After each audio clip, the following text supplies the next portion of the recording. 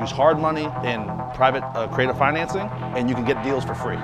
Hey guys, I got Nolan on the line with me. He had a question about a video we posted on our Instagram channel about a owner finance structuring that we do on some deals. I have it negotiated right now on a self-storage deal in Florida. And so the way this is done, Nolan, is, so I mentioned in there that you don't always, we buy a lot of houses and properties, seller financing, but we don't have to buy them where they're financing 75, 80%, 90% of the deal. Even if you can get 20, 30% seller financing, you can structure some deals where it works and you don't have to put little to no money down on these deals. So we'll go over, say, for a house example first. So we mentioned, hey, you could buy a house with hard money, and there's hard money lenders that will lend long term, so you can like buy and hold the property, make it an Airbnb or something like that. So I just refinanced an Airbnb today with hard money. And so on those types of deals where you had to put sometimes 20 or 30% down, and let's say in this instance it's 20% down, if you can get a seller to seller finance you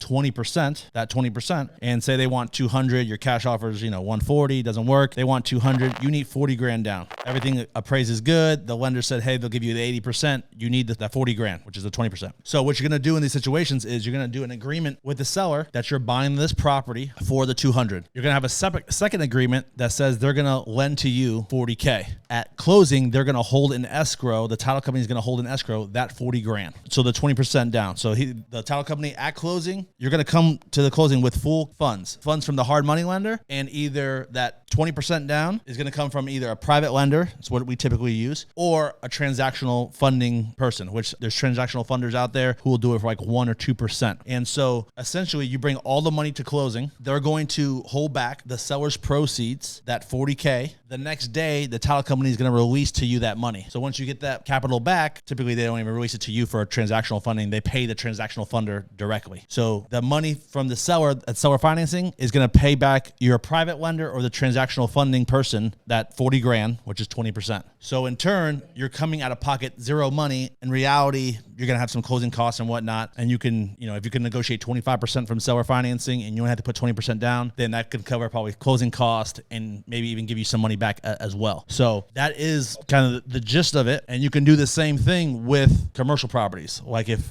banks require you to put 30% down, like on a storage deal, we have 35% seller financing. The seller's going to hold back the 35%. The bank requires us to put 65% down. We're going to come to closing with private money. Hey, the bank's going to put up the 65. We're going to use private money. We fund the deal. The next day, the title company is going to release to us that 35%. We get that back. We pay back the private lender. Now we're in the deal with no money. We pay the bank that's in first position. The seller is in a silent second position for us in this transaction where the mortgage is not recorded. He has a mortgage and note, but it's just not recorded. So he has that as security. We had built up a good relationship, so that's what he agreed to. There's different ways to structure it also where he can be part owner of the LLC with no distributions and different ways you can structure those deals. But in this case, he's just a silent second. He gets paid each and every month. If I don't pay him, he can record the mortgage, be on the county records as a second mortgage, and foreclose on us if we don't pay. But that's how we're getting into some of these properties with no money down, and you can structure good deals even if you can't get majority seller financing, but just 20, 30%. Is that more clear?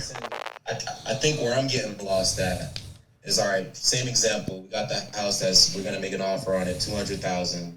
The seller says, okay, we'll do a 20%, seller financing, which is 40 grand.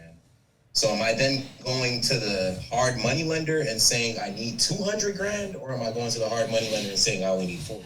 Yeah, you're going to the hard money lender and saying, I have this deal at 200K. I'm contracted at 200K. How much can you give me? Because some hard money lenders, if it appraised for 250, they might give you 90%. You could say, hey, how much can you finance me? And they could say, okay, typically they do like 80%. They can give you 80% of the purchase price. So they'll give you 160. They're requiring you to put 40 grand down plus their closing costs and fees.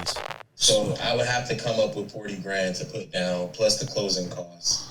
And then once we close, then what happens? So you do have to bring that down payment money and the closing cost money to the table, whether it's your money personally, whether it's private money that you borrow. You say, hey, my buddy partnered with me on this. I'm going to give you your money back. Lend me 45 grand, lend me 40 grand today. I'll pay you tomorrow 41 grand. That's a good deal for them. And so you could borrow private money. You can borrow money from a transactional funding company that will lend you money for one day, or sometimes they'll do it for a week or whatnot, depending on their rates. And so on this situation, so you're bringing that money, whether it's transactional transactional funder, private money, or your own personal capital. The hard money lender funds the 160. You pay the 40K down plus closing costs and fees. Say the seller owned it free and clear. The seller is getting 200 grand minus their costs of closing costs. So they're getting their net proceeds minus the 40 grand, minus the 20% down that he said he agreed to finance you. That portion, the title company is going to hold that in escrow. The next day, they're going to release those funds to you. So instead of getting it on a credit on the HUD, like it would typically be done, they're releasing it, they're holding it in escrow, and they're going to release it to you the next day. So you're coming to the closing with all the funds. The next day, you're getting repaid that 20%, which is 40 grand in this scenario. You take that 40 grand, and if it's your own money, you put it back in your bank. If it's your private lender, you give them that 40 grand, and then you break them off $1,000 for,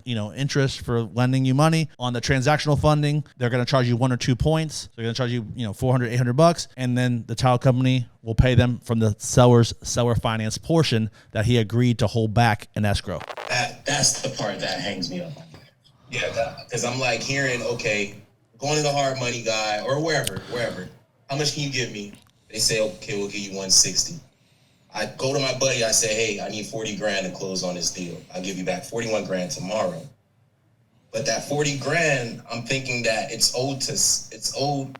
You're gonna owe something to the seller. So like, say he says, a lot of times with that small amount of money, what we'll do, especially on the house, I'll say, hey, Mr. Seller, only finance me 20%, which is 40 grand, and I'll pay you back that 40 grand at $400 a month for 100 months. No interest, all goes to principal. So my hard money loan on 160 grand is whatever that is, say $1,400 a month. So it's $1,400 a month with that, and then my payment to the seller for the 40K is $400 a month. Now I'm paying $1,800 a month. That's my debt service for interest and principal. Now he gets paid off, whether I refinance later, whatnot. It's whatever happens with the deal, whether you fix and flip it or you hold it as an Airbnb or whatever it may be. That's where I guess that's where it was for me. Okay, you just cleared it up for me. Yep. Because I was thinking like, so if I give the 40 grand back and I'm making an offer on 200, I still owe the seller 40 grand. Yeah. Yep. It's seller finance. Yeah. You still pay that guy back, whatever the terms are. Like sometimes I've done it where I'm not going to give you any payments, any interest for 5 years. And in balloon, you get the remaining funds. It could be interest only payments. It could be principal only payments. It could be principal and interest. So you can structure it however you want. It's obviously a negotiation with the seller, what makes it a deal for you. And we base it on a cash on cash return. I'm actually selling a deal just like that right now. I got pretty much for free. All I had to pay was closing costs. Nice. And that was literally like the easiest deal that I've done. So I'm like, this is way easier than trying to wholesale some stuff. You know what I mean? It's, for me personally, there have been situations where, they want too much money down. I'm like, yeah, it doesn't kind of make any much sense for me to do it. But that's a game changer right there. And have you used CapSource? Yeah, I use CapSource a lot. They just refinanced the property for me today. I just finished signing docs like 30 minutes ago. Awesome. And they do like, so for hard money, well, I guess I should probably reach out to him, but I'm guessing for hard money, they probably only want like a 12-month term or. So they do 12-month terms for properties that need over a certain amount of repairs or whatnot. So I bought this Airbnb actually with them, with hard money. We brought in, the purchase price was like $545. We brought in like 80 grand or something. We used like 70 grand to fix up the place, furniture and all that. We fixed the property up. Now it's worth, only a year later, I literally bought it like a year ago, it's worth $845. We just refinanced the $545 in total, got those funds back, and now it's on a long-term hard money at 7.5%. Interest, it is interest only payments, and we're just gonna keep cash flowing through Airbnb. Right. It's still not a lot of cost to you at all. Like as long as it's cash flowing, I guess, and it's being serviced. Yep. Yeah, that's amazing. I appreciate that, John. Man. Appreciate that very much. Now you got my wheels turning on some stuff because there have been a few leads that I had where I tried to pitch, creative terms to them in my favor, and they were just coming back with like some numbers that just, they wanted a lot down. They wanted a real short, like 24-month term. I was like, it doesn't make sense. I can't cash flow. Yeah, it's all about like the exit and like what, the cash on cash return and the exit. So like if it's in 2 years, well, can I flip it in 2 years? And just want to make sure you're underwriting good numbers because we don't know what's going to happen in the market in, 2 years. So I really prefer balloons are like 7 years or longer. I've taken some on like 5 years, but I have better pricing on it. So I'm willing to do 5 years because I have a much more equity or much more cash flow or whatever it might be. But creative financing can be easier to get deals than wholesale, but I still always recommend trying to get them down as much as possible and still kind of go the cash route to try to get them to their lowest number. So you're negotiating that creative finance deal off the lowest number and not being like, they tell you, hey, I want 350. You're like, oh shit, I'll be at 200. Okay, let me see how I can get you 350. Like try to work them down to maybe 325 is their bottom line. And then you can work a creative finance deal off of 325 instead of just taking the least passive resistance and be like, I know I'm going to be too far away. You want 350? Let me see how I can make 350 work. That's like, you're definitely going to cost yourself some money. Yeah, you're messing around with the numbers just to try to make that deal fit and all that. Yeah, that makes sense. Makes perfect sense. Appreciate it. Yeah, of course.